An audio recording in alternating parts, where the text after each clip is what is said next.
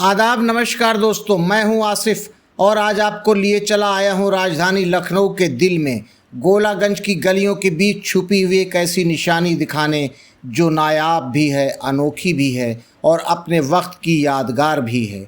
ये है आलिया बेगम का मकबरा। दोस्तों, जब हम यहाँ आते हैं तो सबसे पहले नज़र पड़ती इस ऊंचाई पर बने इस मकबरे पर जाने वाली लंबी और छोटे छोटे स्टेप वाली सीढ़ियों पर।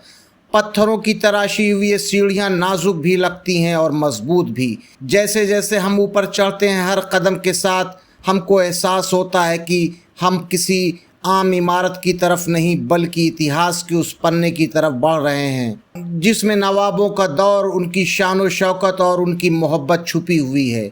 जब हम सीढ़ियों से ऊपर पहुंचते हैं तो सबसे पहले सामने नज़र आते हैं वो बुलंद दरवाजे और पत्थरों के बने मजबूत खंभे जिनके साथ लगी हुई जालियां जो पत्थर में तराशी गई हैं। ऐसा लगता है जैसे पत्थरों ने भी अपनी रूह इस नक्काशी में उंडेल दी हो, लेकिन वक्त ने इन जालियों पर अपने निशान छोड़ दिए हैं। प्लास्टर उखड़ चुका है, जगह जगह से ईंटें झांकने लगी हैं, मगर फिर भी उनकी शान बरकरार है। जो बचा है मजबूती इतनी कि इसको टस से मस तक नहीं किया जा सकता है। ये मकबरा लखौरी ईंटों और चूने के मसाले से बना है। अवधी स्टाइल का पूरा नमूना है ये। जब हम दरवाजे से अंदर दाखिल होते हैं तो सामने खुलती है एक अष्टकोणी हाल जैसी जगह। ऊपर नज़र उठाइए तो गुंबद दिखाई देता है, सादा मगर बेहद पुरसुकून। इस गुंबद की खूबसूरती यही है कि ये अपने अंदर कोई बनावट या शोरगुल नहीं रखता, बस सादगी से दिल जीत लेता है। इसके चारों तरफ लगी जालियां जिनसे रोशनी और हवा अंदर आती है, इस मकबरे को हमेशा रोशन और हवादार बनाए रखती हैं।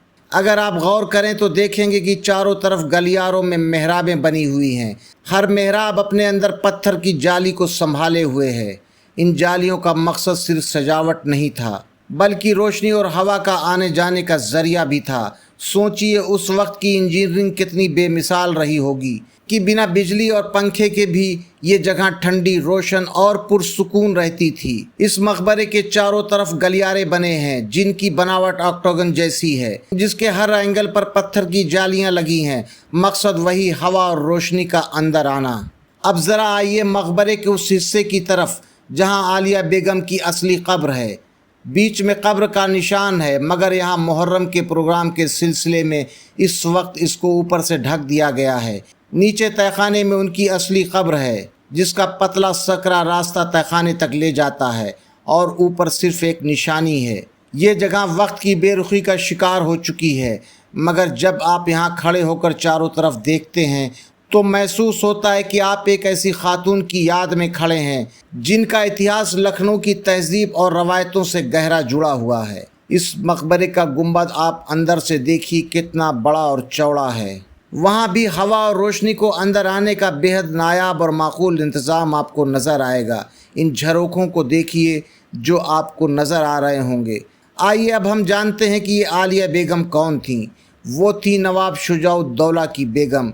नवाब सादत अली ख़ां के दौर से लेकर नवाब आसिफुद्दौला के दौर तक उनका असर और उनकी मौजूदगी बहुत अहम रही।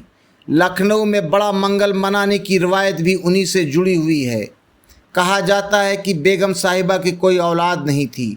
उन्होंने अलीगंज के प्राचीन हनुमान मंदिर में मन्नत मांगी और वहाँ चांदी का कलश चढ़ाया। उस वक्त उन्होंने एक भंडारा भी कराया, लोगों को खाना खिलाया। वहीं से लखनऊ में बड़ा मंगल की शुरुआत मानी जाती है। सोचिए एक मुस्लिम बेगम ने कैसे हिंदू भाईचारे की इस परंपरा को जन्म दिया जो आज भी पूरे लखनऊ की पहचान है। अब अगर इस मकबरे के ऊपरी हिस्से की तरफ बढ़ें तो सकरी और घुमावदार सीढ़ियां आपका स्वागत करती हैं। जैसे जैसे आप ऊपर चढ़ते हैं हवा ठंडी होती जाती है और झरोखों से आती रोशनी आपको रास्ता दिखाती है। ऊपर पहुंचकर जब आप मकबरे की छत पर खड़े होते हैं तो पूरा लखनऊ आपके सामने खुल जाता है। चारों तरफ ऊंची ऊंची इमारतें हैं, हालांकि ये बाद में बनी हैं, मगर उनके बीच ये मकबरा आज एक ताज की तरह चमकता है। अब आइए मकबरे की सबसे अनोखी चीज़ की तरफ, इसका गुंबद। दोस्तों, पूरे हिंदुस्तान में आपको ऐसा गुंबद कहीं और नहीं मिलेगा। यह है पगड़ीदार गुंबद। सचमुच लगता है जैसे किसी ने एक शाही पगड़ी को बड़े सलीके से बांधकर इस मकबरे के ऊपर रख दिया हो। ऊपर की तरफ एक कलगी बनी है जो अब घास फूस से ढक चुकी है, मगर आज भी उसकी शान झलकती है। इस गुंबद की बनावट इतनी अलग है कि जब आप इसे देखते हैं तो आपको एहसास होता है कि ये सिर्फ एक मकबरा नहीं बल्कि मोहब्बत की एक निशानी है। नवाब सादत अली खान ने अपनी वालिदा आलिया बेगम की याद में इसे बनवाया था और उनकी मोहब्बत ही थी कि उन्होंने इस मकबरे को हिंदुस्तान का सबसे अनोखा गुंबद दिया। अंदर के हिस्से में अगर आप गौर से देखें तो प्लास्टर पर उकेरी गई फूलों की नक्काशी अब भी मौजूद है।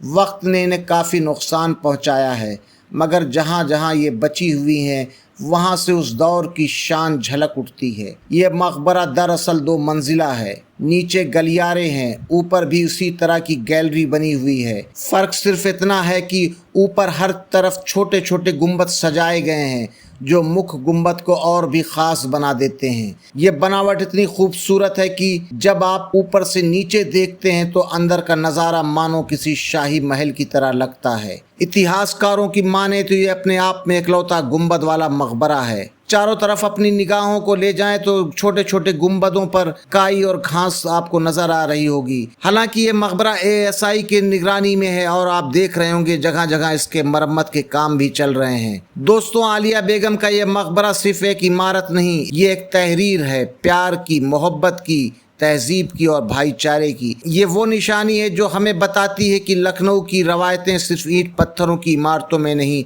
बल्कि दिलों में बसती है। आज ये मकबरा धीरे धीरे जीर्ण शीर्ण होता जा रहा है। जगह जगह बांस का सहारा दिया गया है, प्लास्टर झड़ रहे हैं, घास फूस उग आई है। अगर आप गौर से देखें तो इसकी रूह अब भी जिंदा है, उसकी शान अब भी आपको अपने कदमों में रोक लेती है। तो दोस्तों, अगर आप कभी लखनऊ आए तो गोलागंज में आलिया बेगम का यह मकबरा ज़रूर देखिए। ये मकबरा आपको उस दौर में ले जाएगा जब इमारतें सिर्फ दीवारें नहीं हुआ करती थीं बल्कि मोहब्बत और यादों की अमानत हुआ करती थीं। उम्मीद है कि आपको हमारा ये सफ़र पसंद आया होगा। अगर ये वीडियो पसंद आया तो हमारे चैनल हिस्टोरिक आसिफ को लाइक करिए, शेयर करिए और हाँ, सब्सक्राइब करना ना भूलें। हम आपके लिए ऐसे ही छुपे हुए ख़जाने तलाशते रहेंगे। इजाज़त दीजिए, आसिफ को फिर मिलेंगे किसी नई जगह, किसी नई दास्तान के साथ। तब तक के लिए जय हिंद, जय भारत।